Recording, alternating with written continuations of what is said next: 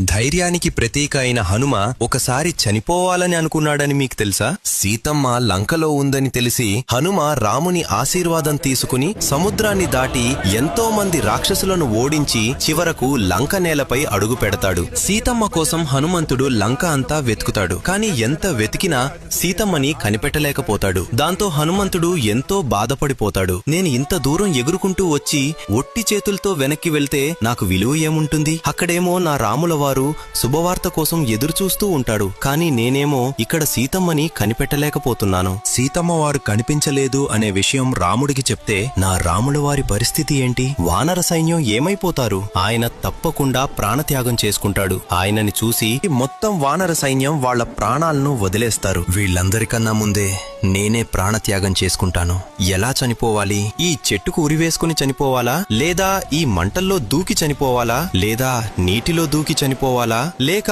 ఆహారం తినకుండా అలానే ఉండి చనిపోవాలా? కాని నేను చనిపోతే వాళ్లంతా ఏమైపోతారో ఏంటో అనుకుంటూ తనకు తానే ఓదార్చుకుంటాడు. సరిగ్గా అదే సమయంలో పక్కనే ఉన్న అశోకవనము నుండి ఏడుస్తూ బాధతో ఒక గొంతు వినపడుతుంది. ఆ గొంతు వినగానే హనుమంతుడు చిరునవ్వుతో ఎగురుకుంటూ వెళ్లి చూస్తే సీతమ్మ కనిపిస్తుంది. హనుమంతుణ్ణి చూడగానే సీతమ్మ హృదయం ఆనందంతో నిండిపోయి చిరునవ్వుతో లేచి నిలబడుతుంది. హనుమ రాముల వారి ఉంగరాన్ని సీతమ్మకి ఇస్తాడు. దయచేసి ఎవరైనా ఆత్మహత్య చేసుకునే సమయంలో ఒక్క క్షణం ఇంట్లో వారి గురించి ఆలోచించండి. హనుమంతుడు అంటే మీకిష్టం ఉంటే జై బజరంగబలి అని కామెంట్ చేయండి. జై బజరంగబలి.